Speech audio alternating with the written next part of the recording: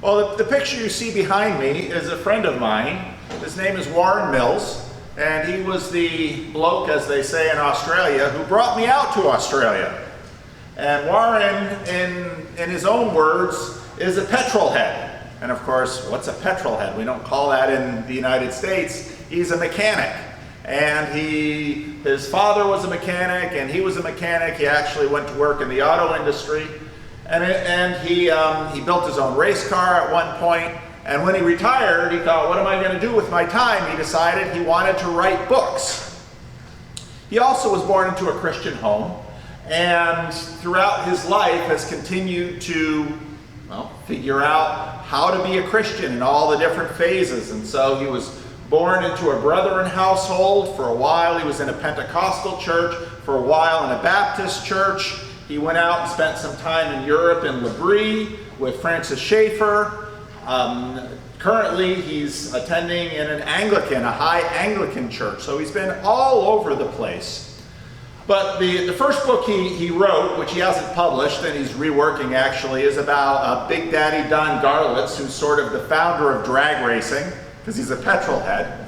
But the second book he wrote, which he actually did manage to get published, and is a book called How Good is the Golden Rule? Because all of his thinking about the Christian life, Warren is now in his 70s, and he actually joined our men's group this past week.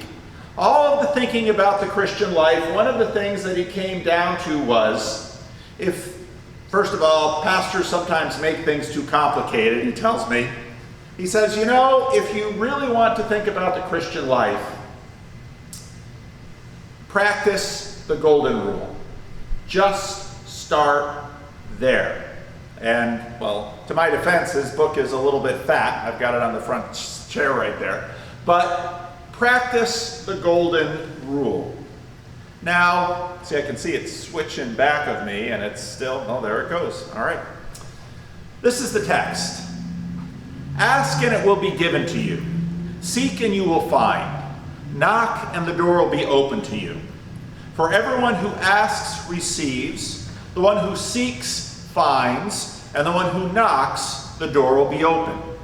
Which of you, if your son asks, will give him a stone? Or if he asks for a fish, will give him a snake?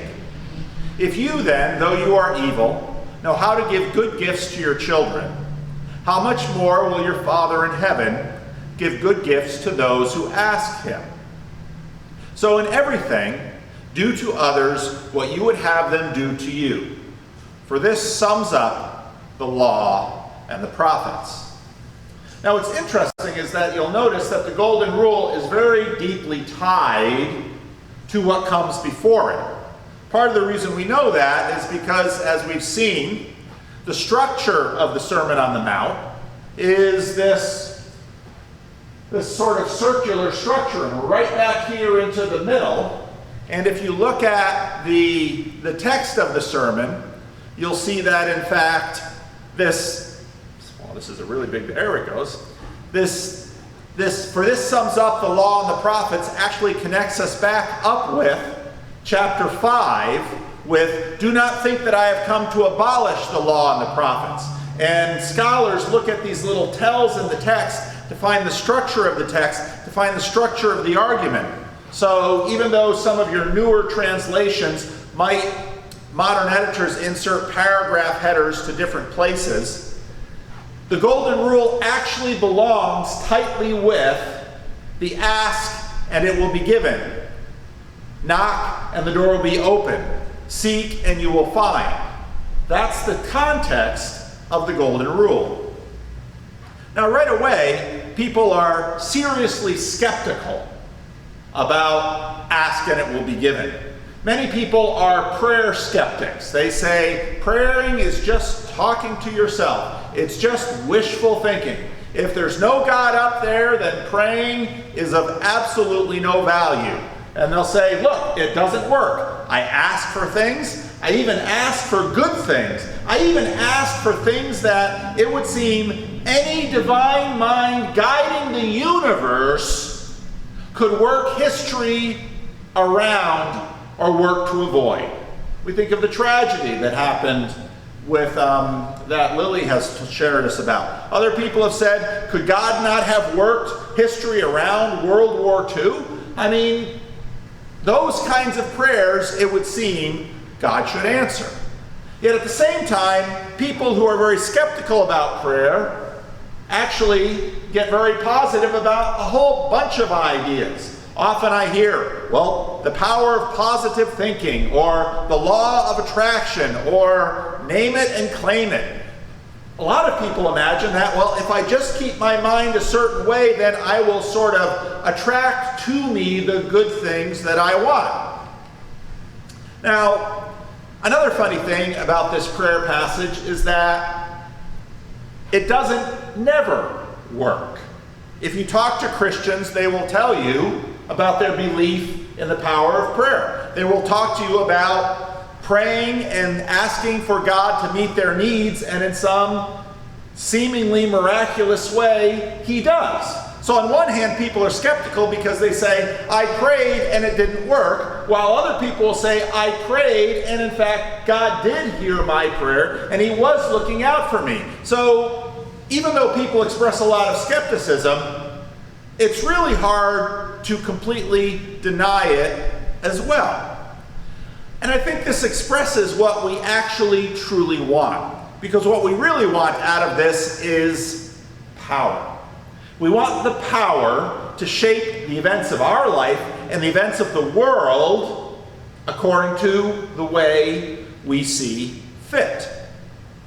Now, after C.S. Lewis died, one of his secretaries, Walter Hooper, accumulated a whole bunch of the various essays and articles that he had written, and he put it into a volume entitled God in the Dock. And in that little book, chapter 11 is a chapter on work and prayer. And Lewis begins the chapter noting what was, in many cases, the deistic argument, which historically was more popular before contemporary skepticism, which basically said, hey, if God is running the universe, why would He take input from us? Because God is obviously smarter, God is obviously greater, God sees outside of time. It would be silly to listen to us, input in terms of how He should administer the world. Lewis went further into there to talk about the fact that what we're basically talking about with prayer and making requests is causality. And Lewis writes this: in every action, just as in every prayer, you are trying to bring about a certain result. And this result must be good or bad. Why then do we not argue, as the opponents of prayer argue, and say that if the intended result is good, God would bring it to pass without our interference? And if it is bad, He will prevent it happening whatever you do. Why wash your hands? If God intends them to be clean, they'll come clean without your washing them. And if He doesn't, they'll remain dirty, as Lady Macbeth found. However much soap you use, why ask for salt? Why put on your boots? Why do anything? In other words, if you think for a minute that, well, God doesn't need my input in running the universe, you give your input into running the universe every day. When you wash your hands, when you get out of bed, when you go to work, when you spend your money here or do something over there, you're changing the world. And so this real clear distinction between work and prayer isn't really anywhere near as clear as skeptics or deists imagine it would be. Now Lewis goes on. Pascal says that God instituted prayer in order to allow His creatures the dignity of causality. It would perhaps be truer to say that He invented both prayer and physical action for that purpose. He gave us, small creatures, the dignity of being able to contribute to the course of events in two different ways. He made the matter of the universe such that we can, in those limits, do things to it. And that is why we wash our own hands and feed or murder our fellow creatures. Similarly, he made his own plan or plot of history such that it admits certain amounts of free play and can be modified in response to our prayers, just like history is modified in response to our actions. It would be foolish and imprudent to ask for a victory in war on the grounds that God might expect to know best. It would be equally foolish and imprudent to put on a Macintosh, which he's a Brit, so that's a coat. Does God not know best when you ought to be wet or dry? Two methods by which we are allowed to produce events might be called work and prayer, but are alike in this respect, that in both we try to produce a state of affairs which God has not, or at any rate has not yet, seen fit to provide so far, on his own. And from this point of view, the old maxim, labore et ore, work is prayer, takes on a new meaning. What we do when we weed a field is not quite different from what we do when we pray for a good harvest. But there's an important difference all the same. You cannot be sure of a good harvest whatever you do to the field, but you can be sure that if you pull up one weed, that one weed will no longer be there. You can be sure that if you drink more than a certain amount of alcohol, you will ruin your health, or that you go on for a few centuries more, wasting the resources of the planet on wars and luxuries, you will shorten the life of the whole human race. The kind of causality we exercise by work is, so to speak, divinely guaranteed and therefore ruthless. By it, we are free to do ourselves as much harm as we please. But the kind which we exercise by prayer is not like that. God has left himself a discretionary power. He has not done so. Had he not done so, prayer would have been an activity too dangerous for us. And we would have the horrible state of things envisioned by Juvenal, enormous prayers which heaven in anger grants. In other words, let's imagine for a minute that prayer worked as we want it to work. Well, just think that through for a minute. Well, I want it to be sunny all the time. What would the farmers do? Well, I want it to rain a certain amount. How about when? Well, I want to have this amount of money, or I want this job. You've probably done somebody else. In other words, if in fact prayer worked the way we often expect or even insist it would, well, probably the only one to have that power of prayer I would want would be me, and none of you would want me with that power. Because what are we going to do with Paul? And in fact, if there was one person in the world that had that kind of power, we would probably kill them because we wouldn't trust them enough to have that kind of power. Now, this doesn't really solve the initial dilemma fully of trust because, well, the verse goes on. Which of you, if your son asks for bread, will give him a stone? Or if he asks for a fish, will give him a snake? Yet, we know children grow hungry all the time, and worse. We're still able to blame God for not preventing the pain and the suffering that we see. And then the verse even goes further. If you then, though you are evil. Now, since I've been on YouTube, I can't tell you how many people, when they hear this verse, are offended. Because they say, God is calling me evil? Surely if I were the manager of the world, there'd be no wars. Except if I heard that there was maybe a Nazi who was exterminating the Jews, then we'd have a war. Oh, okay. Or there'd be no hunger. But would there be obesity? Everyone would get what they wanted. Well, then we're back to the situation I was talking about before. You see, what really is at the heart of this issue is that we think we know best. And there's a certain demand in our heart that the universe run according to our preferences. Now, Anyone who thinks this way should read history, because if there's one thing you learn reading history, it's that people at different times through the world have thought, we know how the world should be run. All of sorts of ideas. This is the way the world should be run. Where later generations will look back upon them with judgment and say, no, they were wrong. They were wrong for doing this. They were wrong for allowing that. Leading to the idea that we here right now are the pinnacle of morality and know what is right. Do you think 50 years from now, they're not going to think that about us? And we don't even know the aspects of our lives they will stand in judgment upon us for. And this brings us to the golden rule. So in everything, do to others what you would have them do to you.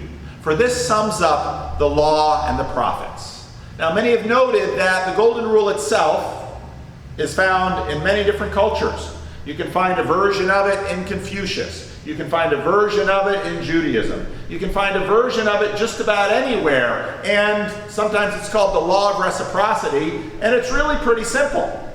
Once as a kid you realize that others might hit you or hit you back, you stop hitting. Because you realize, well, if I do bad to them, they might do bad to me. Maybe if I do good to them, they'll do good to me. And so very quickly we learn this in human relationships. And so the golden rule doesn't sound like some mysterious thing out of heaven. But here's the question. If you attach it to all of the skeptical thoughts that we've had with ask and it will be given. If your son asks for a fish, will you give him a stone?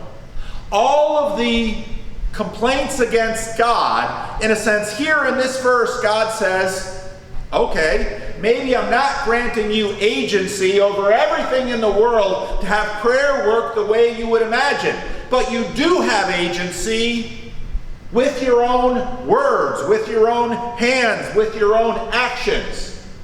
If you think I'm not managing the world well, show me how you manage your own life, and I'm going to give you the simplest, most obvious rule and moral standard to operate with. Show me how well you do. And this is where we actually tie into last week's verse, because here's the dynamic. If you go to prison and you ask a prisoner, most of the prisoners will tell you what about their incarceration? I'm innocent. Oh, okay. Or at least I'm not as guilty as that guy. Okay. Or at least I didn't do this. Okay. This is how we work. We all think, psychologists have names for it, it's called bias. We're all biased towards ourselves. The things that I've done wrong were justified because of the hard life I had growing up, of the injustices done to me, of the fact that other people are getting away with worse things, and so me taking this little thing, that doesn't alter the universe at all. Just ask your neighbor about whether or not you are treating your neighbor the way you would want to be treated. Is your judgmental attitude towards God uniquely? Or in fact, is this attitude that you have about prayer and God's management of the universe simply a reflection of your attitude in general and my attitude in general? This self-serving bias that we walk around with, we just project it up to God. If I were in charge of the world, yet nobody around you would trust you being in charge of the world. This world is filled with the wrong kind of people who you would condemn. This world is filled with attitudes against you that you don't approve of. This world is filled with all sorts of things that you would undo that others, in fact, would want to do. In fact, the truth is, well, Pete's been battling a superbug. Where did we get superbugs from? Antibiotics. Aren't antibiotics good? Absolutely. I'm really grateful we have antibiotics, but antibiotics produce superbugs. We have climate change. What is climate change the result of? All those little internal combustion engines, all of the concrete that we do. In fact, many of the problems we have are the results of previous solutions to other problems that we have. And yet, we imagine this fix will fix everything. Ask around. So Warren says, try this. Try the golden rule. Go ahead and judge God if you want, or decide not to believe, or act as if he's not there. God can take it. That much is obvious. You practice the golden rule in all of your affairs. It struck me when I was making this sermon, Jordan Peterson's 12 Rules for Life. One of his little rules is this: set your house in perfect order before you criticize the world. Why? Because most of what we hear is everybody's complaints. What you might learn if you practice the golden rule is this: that giving people what they say they want and loving them are sometimes two very different things. You learn that if you're dealing with children. Children will tell you what they think they want, and you as a parent will say, I'm going to give you this instead. Notice the illustration Jesus gives. God exercises wisdom in giving us what we need. That many of the sufferings we are subject to are partially self-inflicted and the product of the use of our own agency already. Go ahead and give someone everything they say they want. Notice what that does to a person over years and decades. Notice how so often the most generous, loving, giving people have in fact suffered hardship.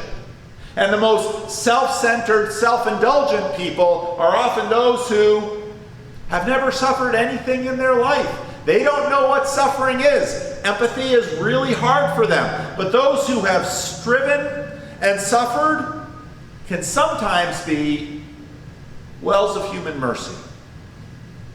That many of our problems are the direct result of past attempts to make our dreams come true. One of the things that you realize as a minister is that marriage is hard. Why? Well, you can learn that in your own marriage, or you can listen to probably the number one thing people complain to their pastor about because they have nobody else to hear it, which is their spouse. And it's certainly ironic in our culture that the person that they are complaining about is the exact same person that they stood up with and all of their friends and chose themselves in our culture and pledged undying love for. That'll give us a little indication of what good managers of the universe we are when we can't even manage ourselves for decades. Now, one of the things that I've noticed is that some of the interesting comedies coming up have been afterlife comedies. The Good Place was on television for a while. Upload was something that's on Amazon streaming. And what's interesting about this is that these shows are all about designing heaven. And what all of these shows pretty reliably bump into is that people can't do it. When we create a place where we think we get everything we want, we're not happy with it. We're not happy with ourselves. We're really bad managers of the world. Skepticism about whether, with unlimited power, we could create for ourselves a world in which we would achieve what our hearts long for. Hollywood writers basically are saying, no, I don't want to spoil the finale of The Good Place, but that's really what that finale is about. And it was Augustine who many years ago said, our hearts are restless until we find our rest in Thee, meaning God. Now, Ask and it shall be given. Seek and you will find. Knock and the door will be opened to you. In the Garden of Gethsemane, Jesus brings his disciples to the mountain, and Jesus knows what is coming, and he asks his Father if this cup may pass from him, can he do so? Now, people have lots of excuses why prayers are not necessarily granted. Maybe you have sin in your life. Jesus had none. Maybe it's against God's will. Jesus' will was one with the Father. Maybe you don't have enough faith. Who had more faith than Jesus, who could still the storm and raise the dead and recover sight to the blind? If Jesus could pray a prayer and it would be denied, and what would be deniable about avoiding an unjust trial and execution? But he was denied. Why? For us. The Father even said no to the Son. A scorpion, a snake, a crucifixion. It was for us that the Father said no.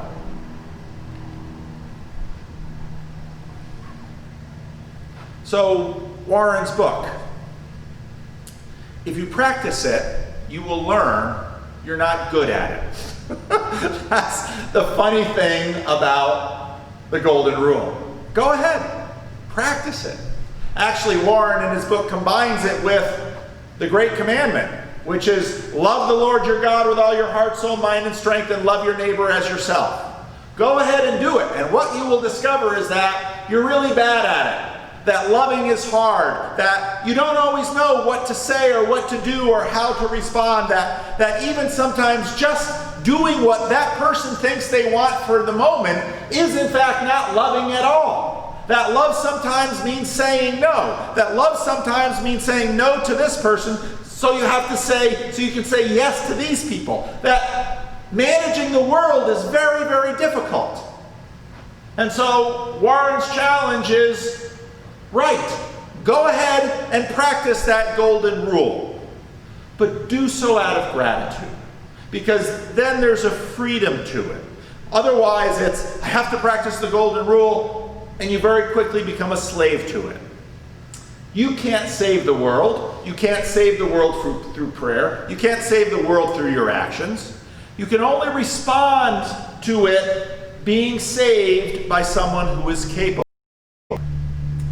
And on the way of practicing this little rule, what you will discover is in fact transformation. That God will give you the opportunity to not only save with your mind or your words or your hands or whatever, to participate in the moving of the world towards its conclusion, but also with your prayers. And that you yourself would be transformed. Because actually, that's what's happening, and we are in fact being transformed for the life to come. Let's pray. Lord, so often we don't even know what we need or know what we want.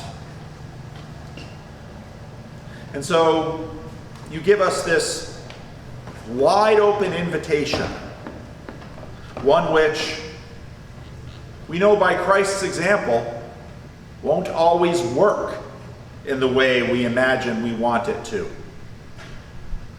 But yet you tell us, go ahead, ask for anything, knock. Even if we are evil, you will give us good things. And yet hard things come into our lives one day after the next. Help us to believe, Lord, that you in fact are good and trustworthy, and that even when difficult things come, that we are given complete license to pray against, that you will be with us, and you will take these sufferings and these losses, and turn them into greater glory. Hear our prayer. In the name of Jesus, amen.